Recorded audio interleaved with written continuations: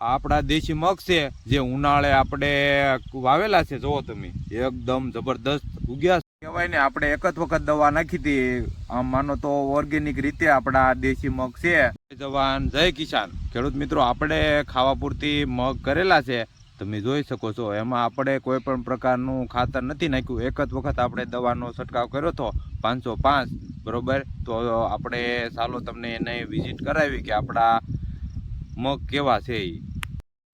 જો આપણે આ વાડીના દેશી મગ કરેલા છે, જો તમે જે ચોમાસે થાય એ આપણે ઉનાળે પણ કર્યા છે. જો તમે ખાવા પૂરતી કેરો કર્યો હતો, જો તમે કોઈ પણ પ્રકારનો રોગચાળો નથી. જુઓ એકદમ જબરદસ્ત. જો આપણે ફાલે આવવાની શરૂઆત થઈ ગઈ છે, જુઓ તમે ધીમે ધીમે, અને એકદમ મસ્ત મજાના આપણા મગ છે. જુઓ તમે કાંઈ ન.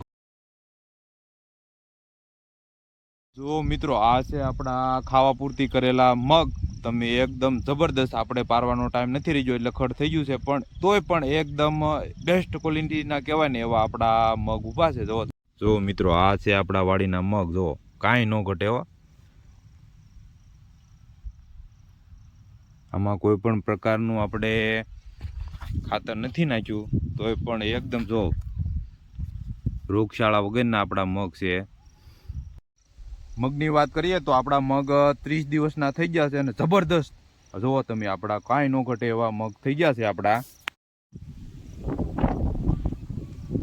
આની વાવણીની વાત કરીએ આપણે આ મગની દેશીની, તો આપણે માર્ચ મહિનામાં આની વાવણી કરી હતી. જુઓ તમે છે કે નહીં, 30 દિવસના મગ થઈ ગયા છે આપણા દેશી મગ છે. જો કાંઈ ન ઘટે વા. જો તમે આમ જો કવડા કવડા છોડવા થઈ ગયા. જો એકદમ મસ્ત મજાના, કોઈ પણ રોગ વગરના આવા કહેવાય ને ઓર્ગેનિક. આપણા ચેનલને સબસ્ક્રાઇબ કરી, લાઈક કરી, કોમેન્ટ કરી દેજો. જય જવાન જય કિસાન.